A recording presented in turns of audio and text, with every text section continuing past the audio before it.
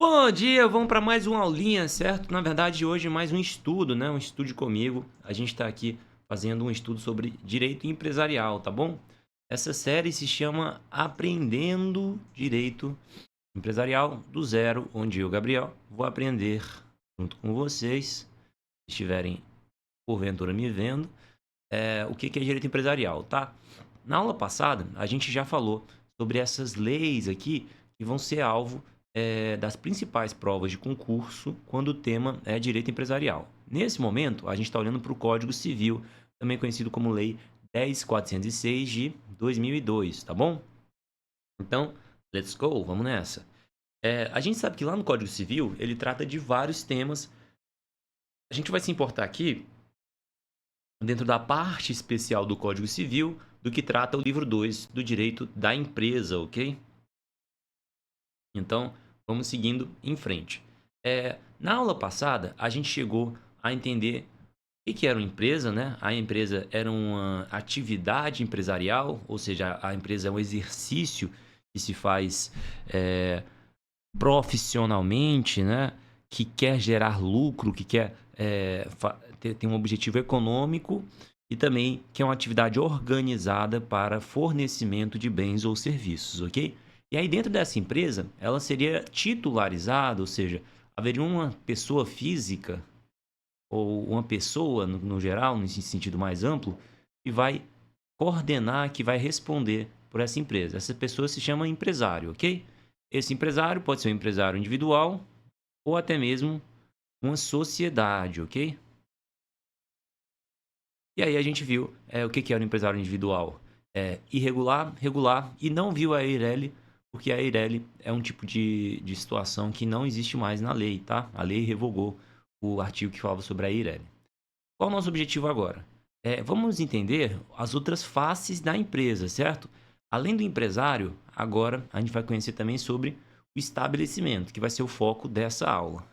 E é importante falar que mais para frente a gente vai também abranger outros aspectos da empresa. Então, de uma forma mais completa, a gente vai dizer que a lei vê a empresa principalmente com uma composição dos seguintes elementos: empresário, estabelecimento e institutos complementares, que são o nome empresarial e os gerentes, ou seja, os prepostos, né? Na verdade, a lei usa o termo preposto. Tudo bem? Então, a empresa vai ser aí a junção do empresário com o estabelecimento, com o nome empresarial, com os prepostos. Vamos seguindo em frente para poder entender melhor. Como hoje a gente fala do estabelecimento, o capítulo, a parte da lei que fala sobre o estabelecimento, é o título 3, capítulo único, as disposições gerais do estabelecimento, ok? Então, vamos lá. A gente já conhece estabelecimento, né? É aquele conjunto lá de coisas que estão ali organizadas para o fornecimento de bens e serviços, ou seja, são o conjunto de bens e pessoas que integram ali a atividade empresarial. E aí, vamos entender o que a lei fala sobre isso, certo? Ó, estabelecimento é todo o complexo de bens organizados por empresário ou por empresa, sociedade empresária, né? Para o exercício da empresa. Bacana. Artigo 1º, estabelecimento não se confunde com o local onde se exerce a atividade.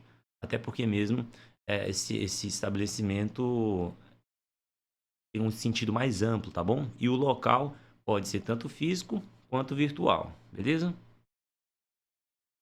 Quando o local se exerce a atividade empresarial for virtual, o endereço pode ser lá o endereço do empresário individual ou de um dos sócios, tá bom? Caso aquela empresa funcione 100% virtual. E lá no parágrafo 3º, a gente vê que quando o local onde se exerce a atividade empresarial for fixo, a fixação dos horários de funcionamento vai competir ao município, ok? Basicamente isso, né? Então, aqui a gente já tem a visão do que a lei diz ser um estabelecimento. É todo o complexo de bens organizados para o exercício da empresa por empresário ou sociedade empresária. A natureza jurídica do estabelecimento é da universalidade de fato, certo? São as coisas que factualmente estão ali. Existem dois atributos que vão ser importantes a gente compreender na hora que a gente fala sobre o estabelecimento. Quais são esses atributos? O primeiro é o que a gente chama de aviamento. O aviamento é o sobrevalor da empresa, é a capacidade dessa empresa gerar lucro, certo? E aí vai ser justamente a diferença entre os itens que aquela empresa possui, o preço nominal ali dos itens e o valor de mercado da empresa. Esse aviamento pode ser devido a fatores organizacionais, né?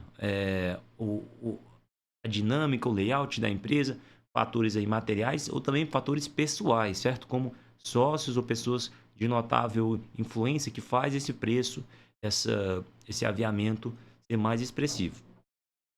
Um outro conceito importante saber é o de clientela. Clientela é aquele conjunto de pessoas que tem uma fidelidade ao estabelecimento comercial, certo?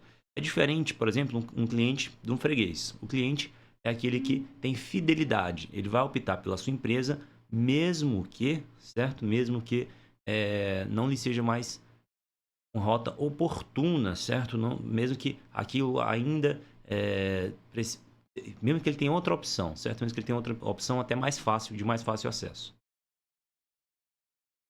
A lei também fala uma coisa importante sobre o estabelecimento, certo? Quando a gente olha para o estabelecimento, a lei fala que ele pode ser objeto unitário de negócio jurídico.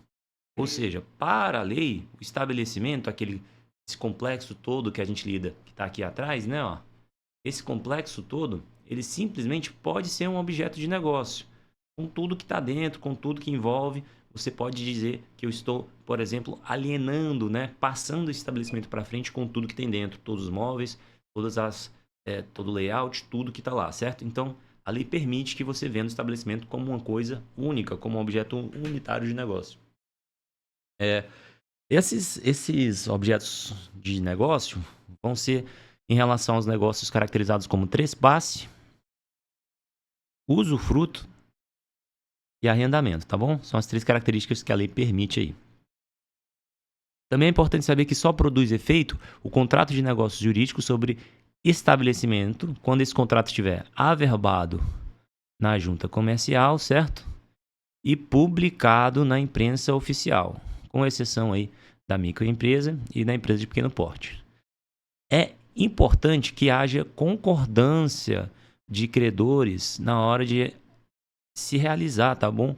Um trespasse, uma alienação, um usufruto ou um arrendamento do estabelecimento. Quando você vai fazer um negócio com o estabelecimento, você deve ter concordância dos seus credores. Em caso de discordância ou de não notificação, os seus credores, lá, as pessoas que você adquiriu dívidas, vão poder pedir a sua falência, tá ok? Ou seja, você fez um negócio com o seu estabelecimento e os seus credores não tinham noção, não estavam sabendo disso. Não vai dar legal, beleza? Vamos seguir em frente. Lá no artigo 146, ele continua falando sobre a situação do negócio jurídico com o estabelecimento, tá bom? A gente vai dizer que o adquirente, ou seja, a pessoa que comprou o estabelecimento, continua responsável pelos débitos anteriormente contabilizados, certo? E o alienante, ou seja, aquele que vendeu, continua solidariamente responsável. Em relação às dívidas vencidas, a gente tem 1 ano para trás das datas do trespasse, elas serão responsabilidade solidária dos dois, certo?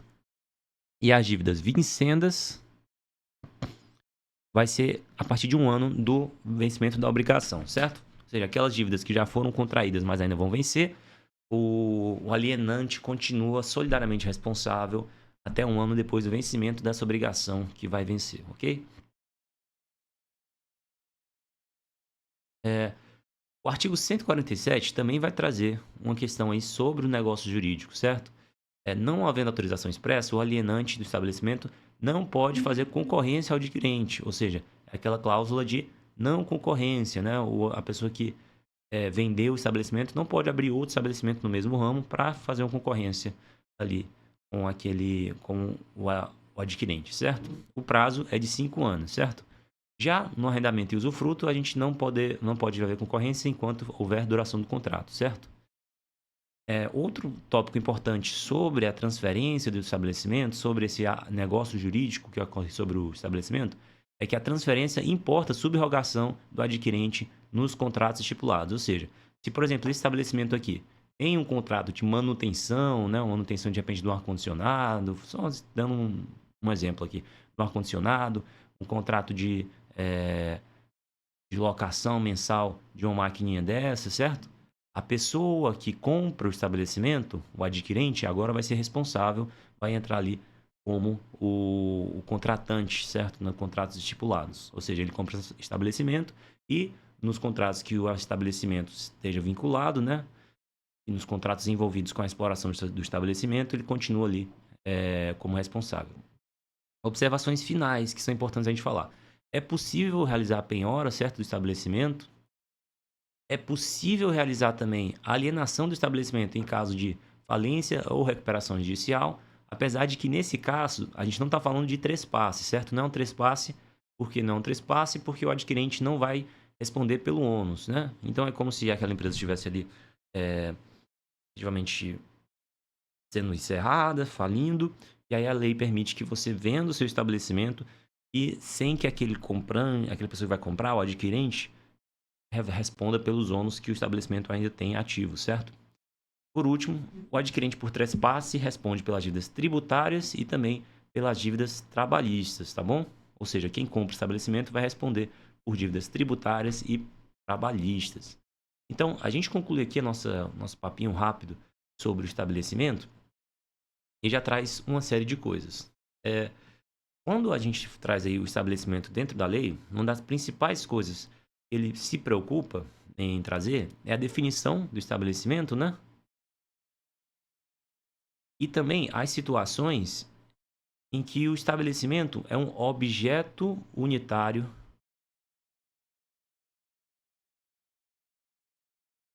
de negócio jurídico.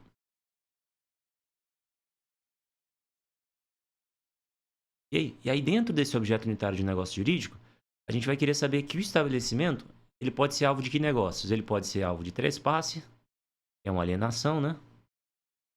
Pode ser alvo de arrendamento e usufruto. Além disso, essa alienação do estabelecimento vai gerar uma série de coisas, né? Uma das coisas que ela vai gerar, por exemplo, é a cláusula de não concorrência.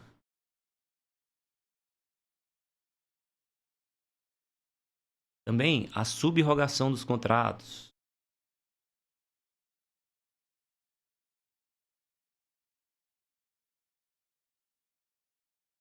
Né? A responsabilização solidária sobre as dívidas. E muitos outros aspectos que a gente acabou de ver, certo? Então, é importante estar antenado aí, sabendo o que são esses conceitos, o que são fatos cobrados na lei sobre o estabelecimento.